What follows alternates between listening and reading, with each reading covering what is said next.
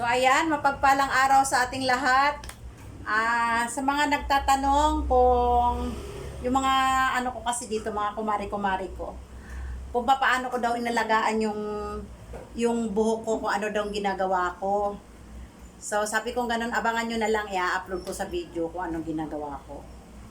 So ako, bumibili ako ng mumurahin lang na treatment sa yung ganito kalaki is 75 pesos lang to sa dito sa amin sa bilihan. 75 pesos lang to, bumibili ako lagi dito ng paiba-ibang variant, paiba-ibang bumibili ako lagi ng tatlo. Dati ina-apply ko siya na diretso lang, na-apply ko siya ng basahin ko yung buhok ko, tapos i-apply ko, tapos ibababad ko ng mga 20 minutes, ganyan, habang nagsasabon-sabon ako sa ako. Pero pag natuyo siya, yung medyo matigas siya, na buhaghag yung buhok ko. Tapos nilalagyan ko naman siya ng ganito, nilalagyan ko naman siya, habang basa yung buhok ko, nilalagyan ko siya ng ganito. Pero pag natuyo, matigas talaga yung buhok at saka buhaghag. Kaya Ari, yun na nga, nasaan na ba ako sa kwento ko? Yung nga ginagawa ko noon, ayun, ibababad ko lang, tapos pagkatapos ko maligo, naglalagay ako ng ganito. Pero hindi pa rin siya maganda. Umano rin ako yung kulay brown ang lalagyan, na puti yung laman, na para siyang treatment, para siyang Colgate na Pero maganda lang siya sa habang basa ang buhok. Pero kapag kayong natuyo, lalo na kinabukasan, pagka nagising mo, ang ng buhok, ang tigas, matigas siya, matigas. Pero simula noong, kung napapansin nyo noon, pag nagla-live ako, habang basa ang buhok ko, okay. Pero kapag natuyo na, buhaghag na siya. So ngayon, sa bagay, napanood ko rin naman to. Sabi ko, subukan ko nga to, sabi ko ganun. Ang ginagawa ko ngayon, kaya kahit na mabasa siya ng pawis, kahit na bagong gising ako, ang lambot pa rin niya. Ang ginagawa ko ngayon, yung ayan, ganito, depende lang yan kung gaano kadami. Kayo naman nakakaalam kung gaano kakapal ang buhok nyo. Pagkatapos,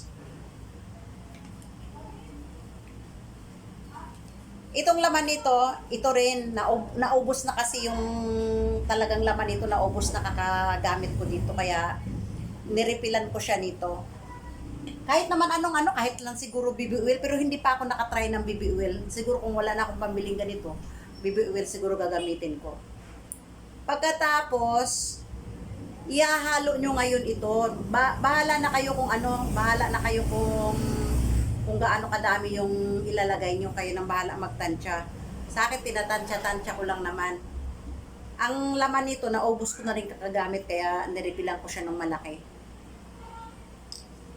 Ngayon, haluin nyo lang. Lagi-lagi, basa yung buhok ko, tsaka ako naglalagay nito. Ngayon susubukan ko yung tuyo yung buhok ko. Pero mas maganda siguro kung basa. Lagi namang basa pagka naglagay ako nito eh. Pagkatapos, tsaka ngayon ninyo paliguan. Kahit na magdamag, natulog kayo, ang lambot pa rin ang buhok nyo. First time, sabi kong ganun, ang tagal-tagal ko nang gumamit ng ganito, at saka yung oil na yan, sabi kong ganun, ngayon ko lang nasubukan na mas okay pala yung ihahalo siya sa treatment. Sinubukan ko rin siya sa mga cream silk, at saka sa mga ibang sa mga Dove. Okay din siya, ang lambot din kinabukasan. Hinahanap ko kasi noon sa buhok ko, yung pagising ko malambot pa rin yung buhok ko. So, ganyan lang, ganun nyo lang. Kung, kunwari, habang naglilinis kayo, pagkatapos nyo maglinis, naisipan yung, pagkatapos kong maglinis, maliligo ako. Pwede na rin na ganito ang gawin nyo. Kung naman na maliligo kayo, bago, yung, kunwari, papasok kayo sa trabaho, wala na kayong pwede naman na habang naliligo kayo, a-applyan nyo siya. Wala nang wala nang babad-babad pagkatapos ko mag-apply, mag-kuskus ng aking katawan, binabanlawan ko na kaagad siya. Ang lambot ng buhok, promise, ang lambot talaga. Kaya,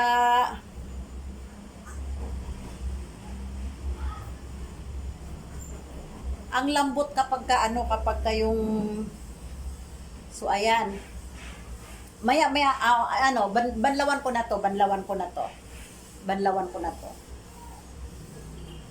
maaga ako maligo ngayon. Naliligo ako tuwing 7:15, pero ngayon alas 2 pa lang naligo na ako dahil dito. Kasi yung mga kaibigan ko nga, having ganun. I-video mo na lang te, para namin. Basta pwede siyang habang naliligo kayo, mag-apply kayo. Pwede namang hindi tuyo. Pero kung may time naman kayo, wala kayong lakad, habang kayo, habang naglilinis, pwede nyo ganituhin din. Tapos banlawan. So ayan, babanlawan na natin ha, banlawan na natin. Ayan, ito na na ko na siya, nabanlawan ko na siya. Ayan. Pero para sa akin, sa pakiramdam ko, mas maganda yung basa ang buhok. Kasi di ba kaninang nilagyan ko siya na tuyo yung buhok ko. Mas maganda kung basa yung buhok. Mas maganda siya. Wala namang kahit na anong klaseng treatment ang lalagyan nyo ng oil. Kung anong oil ang ginagamit nyo sa buhok, isabay nyo siya sa treatment, ihalo nyo, tapos i-apply nyo. Ang ganda ng buhok nyo. Kahit na natulog na kayo, kahit na matuyo yung buhok nyo, hindi siya buhaghag. Hindi siya matigas. Ang ganda niya.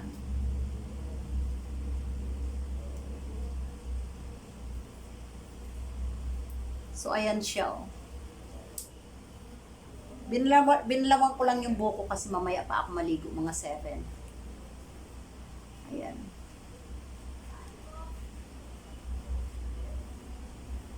Maganda siya, basta ihalo nyo siya sa sa treatment. Kung anong treatment ang ginagamit nyo, haluan nyo ng oil, depende sa oil kung ano mang ginagamit nyo. Pwede naman kahit na wala namang brand yan, basta oil ang ginamit nyo. Tapos ihalo nyo sa conditioner, maganda ang kalalabasan talaga ng buhok nyo. Kahit na matulog kayo, nabasa ang buhok nyo, hindi gusot-gusot yung buhok nyo pag suklay nyo, ang lambot pa rin. Hindi siya naninigas, hindi siya na parang alambre ang dating. Ay, yung aking bra. So, ayan lang mga kalungsod ang may share ko based on my own experience. Kung siguro, noong ko pa to alam na ganito lang pala ang magandang pag-alaga ng buhok, ay nako, noong ko pa sana ginawa. So, ayan lang mga kalungsod, and bye-bye, good night then, salam. So, ayan na mga kalungsod, nung natuyo na yung aking buhok, ayan na siya. Wala nang lagay-lagay yan kahit ano. Iyon na yung kanina. Ang ganda ng kalabasan talaga niya, ang ganda. Ang lambot. Ayan ang lambot niya. Ang lambot. Wala na ako nilagay diyan kahit na promise. Yun na yung kanina. Gawin niyo mga kalungsod sa buhok niyo, ang ganda ng lambot ng buhok niyo. Kahit mabasa pa yan ng pawis niyo, kahit na matulog kayo, magkanda gusot-gusot niyang pagsuklay niyo yan, silky at ang lambot-lambot pa rin talaga.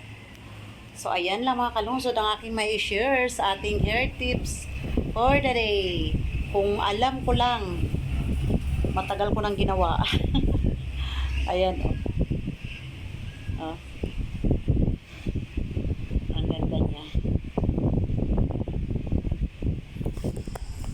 Bye-bye!